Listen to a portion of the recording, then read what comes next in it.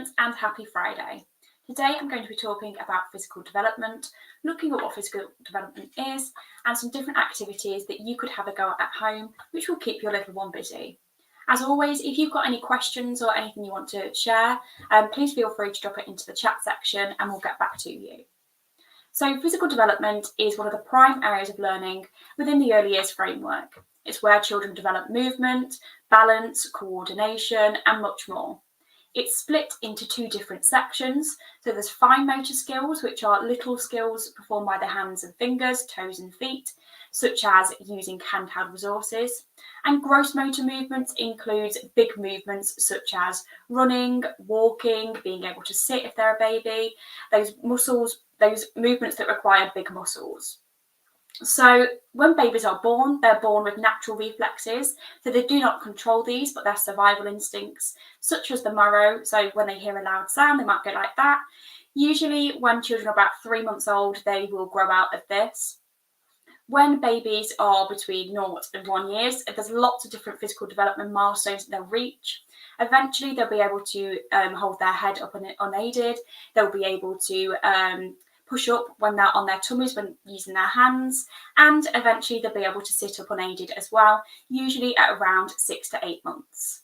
With the different milestones that I talk about today, each child progresses at their own rate, so please don't worry if your child's not quite there yet.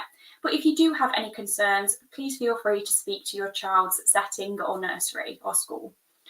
So babies will also benefit from having a tummy time. So tummy time can be done even once your child is a newborn for a couple of minutes, and that time can be built up as they get a little bit older. So you could simply allow your child to have tummy time on your lap, on the floor, on the bed. It's completely up to you.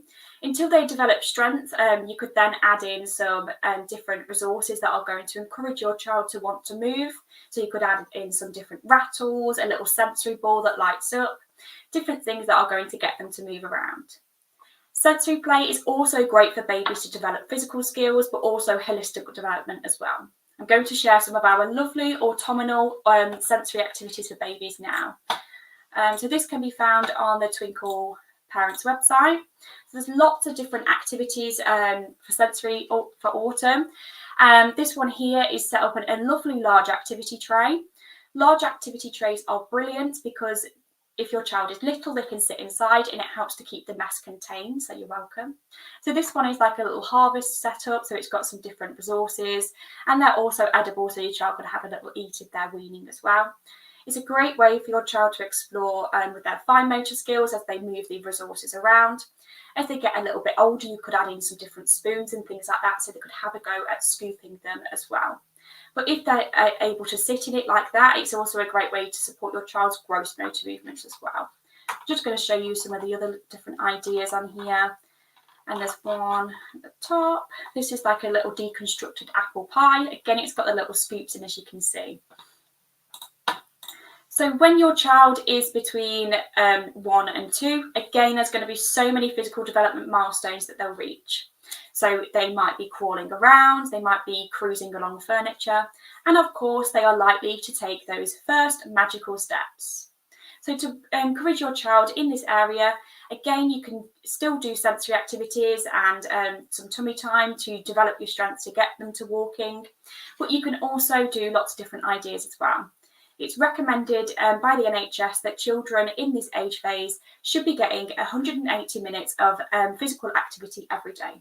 That's not 180 minutes of walking, but it also includes fine motor activities too.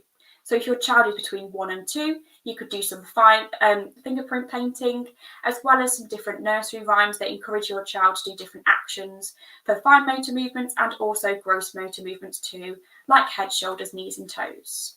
So when your child is about 2 or 3, it's likely that they probably won't be sitting still for very long. They're on the go, they're exploring with all the different ways that their bodies can move, and it's a really lovely time, but also a time where you need lots of different things to keep them physically busy to wear them out as well. So one idea is to get some different animals. If you've not got any toys, you could just kind of draw them on a piece of paper or print some out. You could put them into a little bag or cover them with a cloth or something like that. Get them to close their eyes, choose one of the animals, and then see if they can move in that way. So you might say, "Oh, can you hop like a frog?" Or you could, for older children, you could adapt it a little bit further and see if they could come up with their own ideas on how they would move for those different animals or insects. Another idea is to continue to encourage your child's fine motor skills. We've got this wonderful fine motor guide on the Twinkl Parents Hub, and this is full of some lovely different activities that will really help your child to develop those precision and control with their hands and fingers. It's called Ready to Write because children will need to develop strength in their hands and fingers before they'll be able to write. So here there's a lovely little idea of some pom-poms in the water. It's got child safe tweezers, but if you haven't got any of those, don't worry, you could use a peg or they could simply use their fingers. It's the same kind of thing, but those tweezers are really good because they require quite a lot of strength for your child to kind of grab the pom-poms or resources and move them along. So there's loads of different ideas, including making like little pasta jewellery, and there's one that down here that's really nice. So outside, draw some different marks with chalk. So encourage your child to draw whatever they like, and then they could use a spray bottle with water to wash it away. That spray bottle will encourage your child's fine motor skills as well as the chalk, but you will also get your child to explore with early mark making as well. When your child is about 3 or 4, it's likely that they'll still be doing lots of different physical activity, but probably developing further control and precision within these. It's still really important to develop physical development, and I'd suggest at this stage to really support your child to start to dress themselves, to develop both skills, but also self-care skills as well.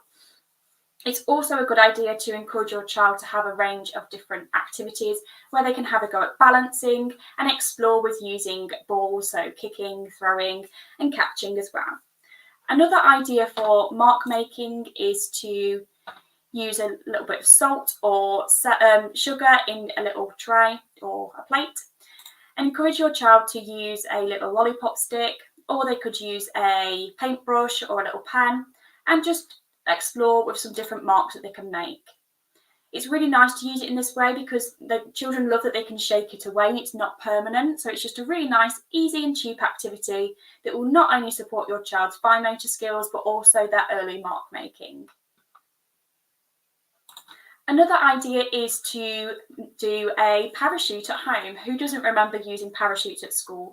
I know it's a core memory of mine of using parachutes, and it can be great for physical development and keeping your little one busy.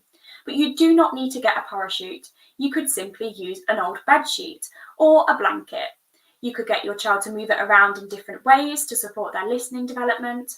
And you could also do a story of a storm to support listening and imagination too. If there's more than 2 of you, you could lift it up for your child and see if they can move around in a range of different ways underneath to support their gross motor skills. Holding on to the actual parachute will also support your child's fine motor skills. As your child enters reception, they're still going to be working very hard with their physical development. I'm going to show you a guide now which has got some milestones that children work towards in their physical development. So this one is specifically for children of 4 to 5, so in reception, but on the Twinkl Parents Hub there are links to different age phases and there's also ones for different areas of development as well. They're really nice because they've got different milestones here that you can see. Once your child has reached them, you can colour them in, and it's just an easy 1-page document with just some different ideas of the milestones they should be working towards.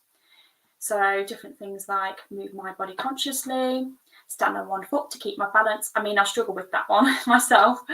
So it's just a really nice way to simply see some different milestones and give you some ideas on different things you could do as well.